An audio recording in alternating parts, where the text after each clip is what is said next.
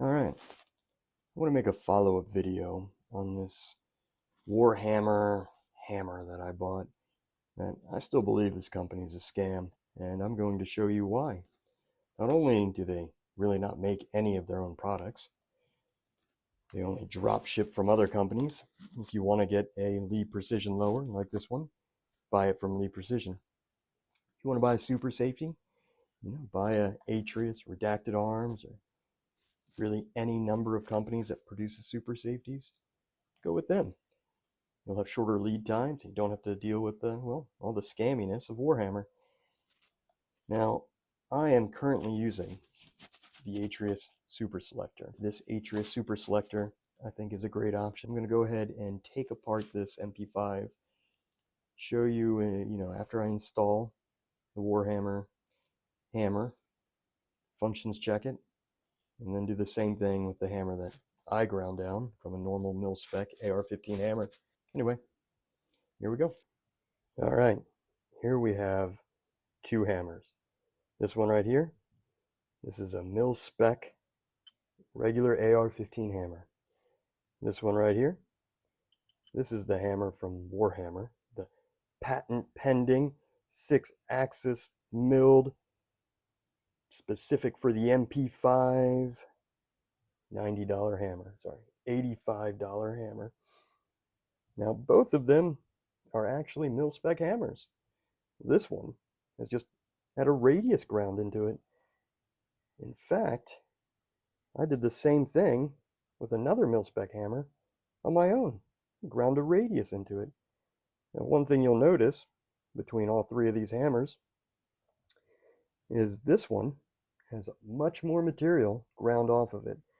You can see the difference between the mil-spec and how much material is left, even versus the one that I ground on how much material is left.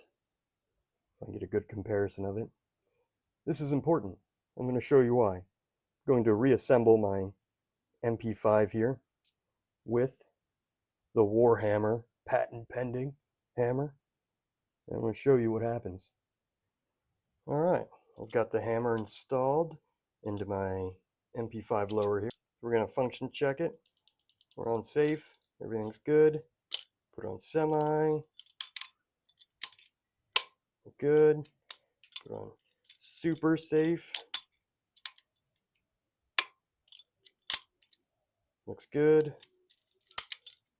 Let's go ahead and install that into my upper. Let me show you what happens. All right, I got everything installed.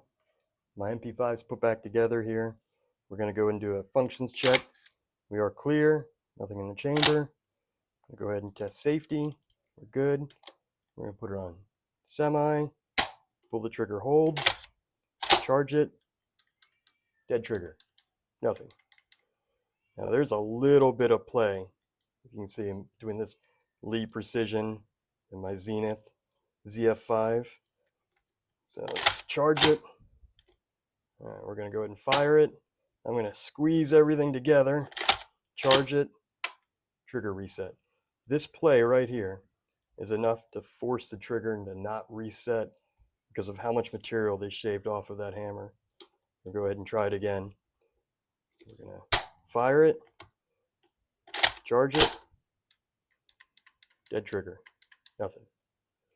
That right there is going to cause a hammer to follow, out of battery, slam fires. It's not good, not great at all. Let me go ahead and put my trigger in and show you the operation. All right, I've got my hammer installed where I've cut the radius from just a standard AR-15 mil-spec. Here is the War Hammer hammer. They did the same thing, only cut off way too much material.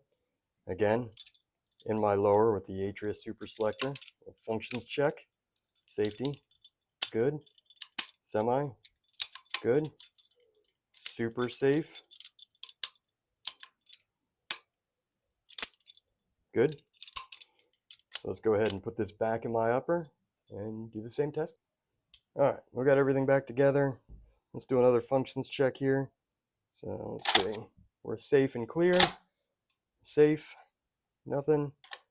Let's go to semi, pull the trigger, holding, charge, click, release.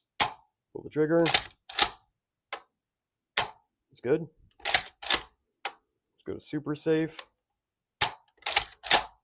Good, good, good, good, good. Put it back on safe. This hammer works. Imagine that. When you don't cut off too much material, there you go. War Hammer is a scam.